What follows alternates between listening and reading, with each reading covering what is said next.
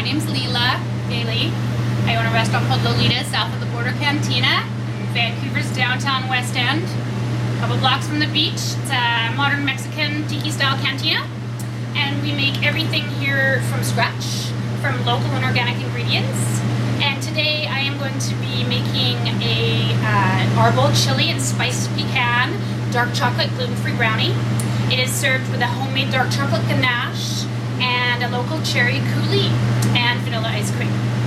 I am going to demonstrate today how to make a ganache. And the first thing you do is you get a double boiler going, which is pretty easy. You just grab a pot, stainless pot preferably, and you fill it up about a third of the way with water, and you bring it to a boil. And you grab a stainless bowl, not plastic. Believe me, I've tried it. It doesn't work as well. And then we put the bowl on top, turn it down a little, and then what we do is we get our chocolate. This is a Calabar chocolate. It's a Belgian dark chocolate. It is a beautiful flavor. It is not bitter at all. It is all dark, so there's no dairy in it. And what we do is we chop off a big block. You can get it, if you're looking for ingredients, Gourmet Warehouse has really, really good gourmet chocolate, Crown Island. So the first thing that we do when you're chipping chocolate is be really, really careful. Make sure you have it onto a steady surface. And a lot of people get a chocolate hammer, which is something that you just put in and you hammer and it breaks off into pieces. This is going to be done with a knife. So sometimes it does flail out. So, and then what you do is you just take part of it and you press straight down, and just keep doing it until you get some more reasonable sized chunks. Make sure you hold the knife, the blade away from you in case the blade slips, and go evenly down. It can be a little bit dangerous.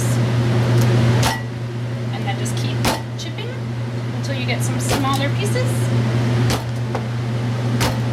Make sure you're doing this on a cutting board because you can ruin your counters very quickly. Very quickly. So now we have all of it chopped. We grab our bowl and we put the chocolate into the bowl. This is going to make quite a bit of ganache. You probably want to make a fraction, but you can freeze ganache. You can also use it as chocolate sauce. Absolutely amazing. You can also use it as a fondue sauce. So if you have some fresh fruit, local fruits, strawberries or pineapple, banana, you can make this recipe and use it as a fondue dipping sauce. Absolutely fantastic. Very versatile recipe. You can use it for brownies, cakes. You mix it into butter and icing sugar for icing. So very versatile. We pop that on there. And we're just going to let that melt. All right. We are progressing. Now our chocolate is melted. So we are going to add our vanilla. Give it a little spin just to get it up to temperature. And I'm going to add a little touch of salt. Salt brings out the flavor in dark chocolate. It also adds a little bit of a balance to the sweetness. But it really, especially when you're working with dark chocolate, is really important to just add a little pinch in no matter what you're making. After that, we are going to add our whipped cream. You can also, if you want to make a vegan ganache, use a coconut cream. All you have to do is take a can of coconut and cook it down a little bit and add it in. So it's a nice alternative. Also, it's a really nice coconutty chocolate flavor. And we're just lightly turning and incorporating our whipped cream. Importantly, we are going to add some icing sugar. And icing sugar brings it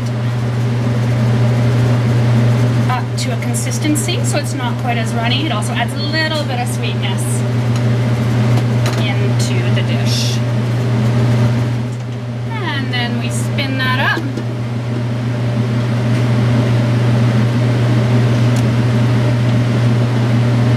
Mixed up, and we are almost finished. And what we do is we pull off the chocolate, turn it off, pull off your chocolate gently, and place it onto a cutting board or a metal surface. It's going to be a little bit warm. You can tuck a cloth underneath it so your bowl isn't going to spin. It gives it kind of solidarity.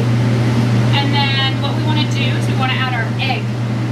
So with egg, you don't want to just throw it right in because the egg's going to cook and you're going to get little stringy cooked egg bits.